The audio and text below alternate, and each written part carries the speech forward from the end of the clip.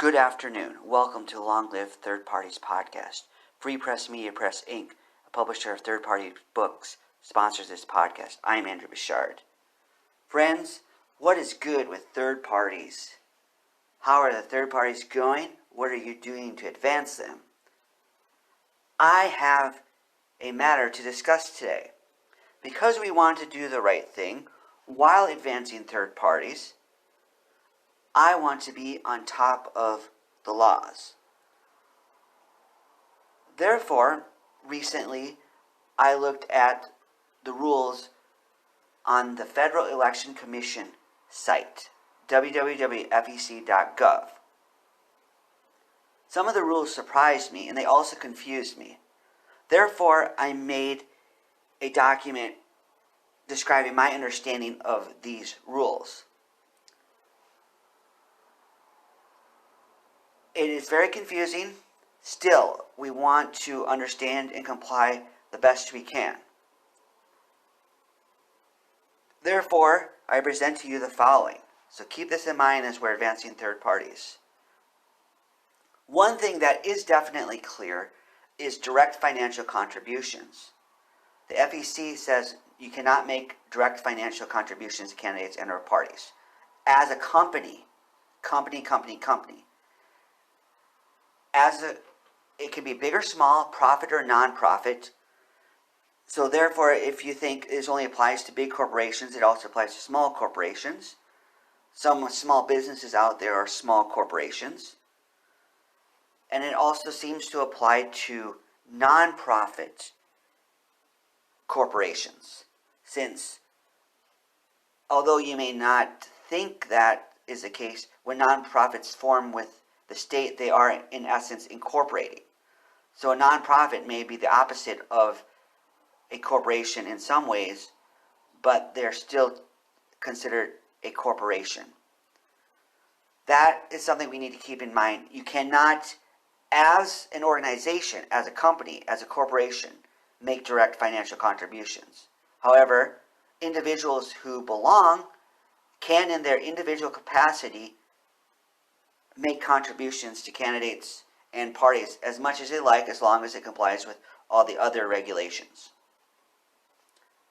They did have a page that said corporations, companies, can endorse candidates and or parties.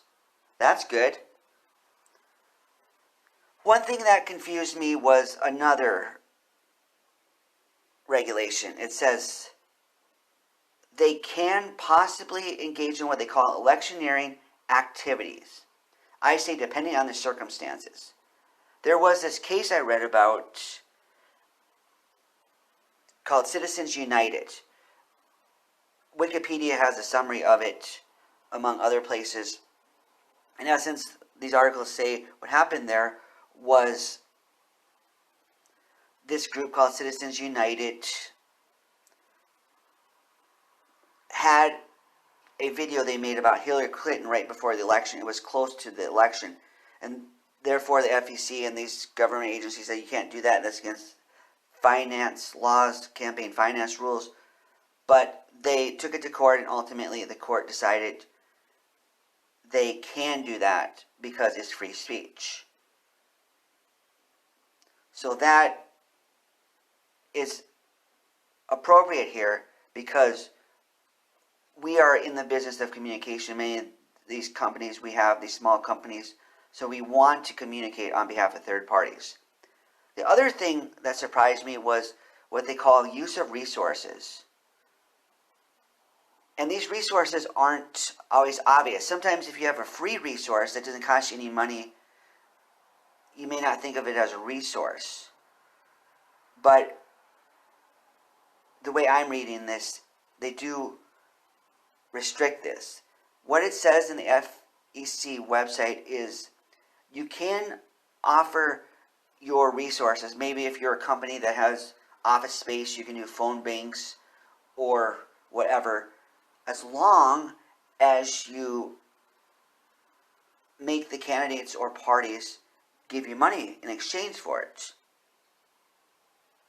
Similarly, they say you can't use what they call email resources. Email is often free, Therefore, it may not seem like you're making a contribution, but I guess the way they interpret contribution, the FEC does, is you can't use email resources to promote candidates and or parties.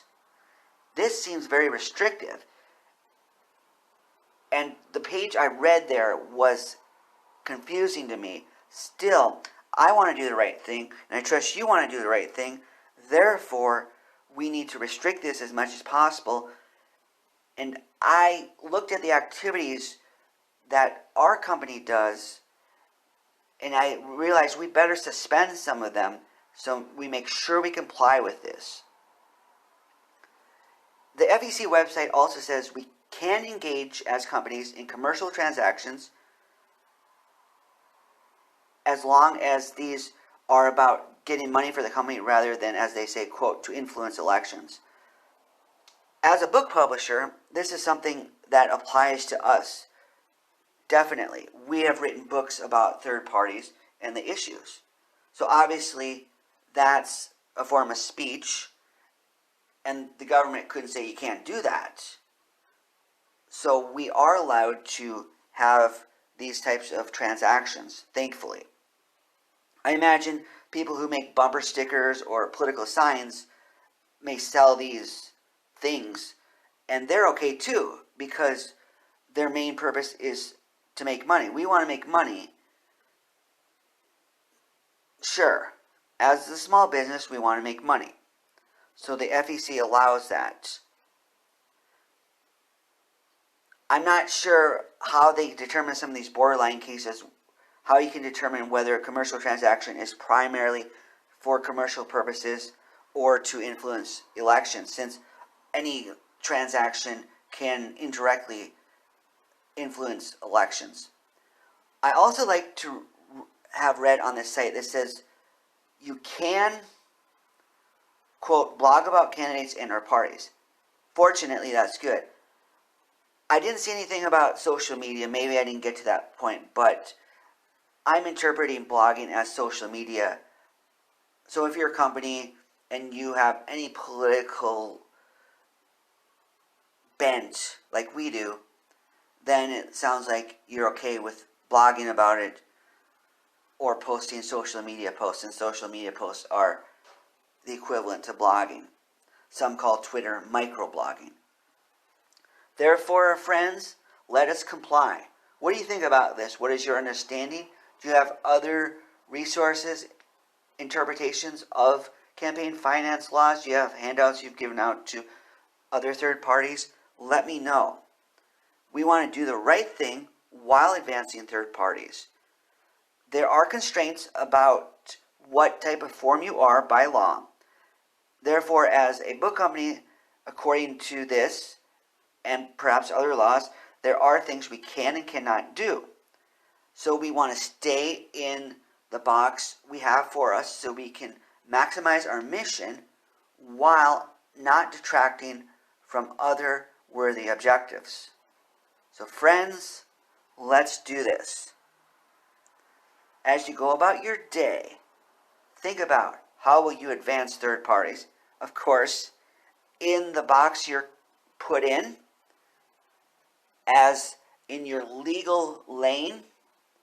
So think about that. If you're a book publisher, you can write books, but you can't make direct financial contributions if you're organized as a corporation. According to the FEC website, it sounds like some LECs can. So consider all this. Maybe you're a musician and you have a music company. So you can make songs about third parties, yet you can't make direct financial contributions in your capacity as a company.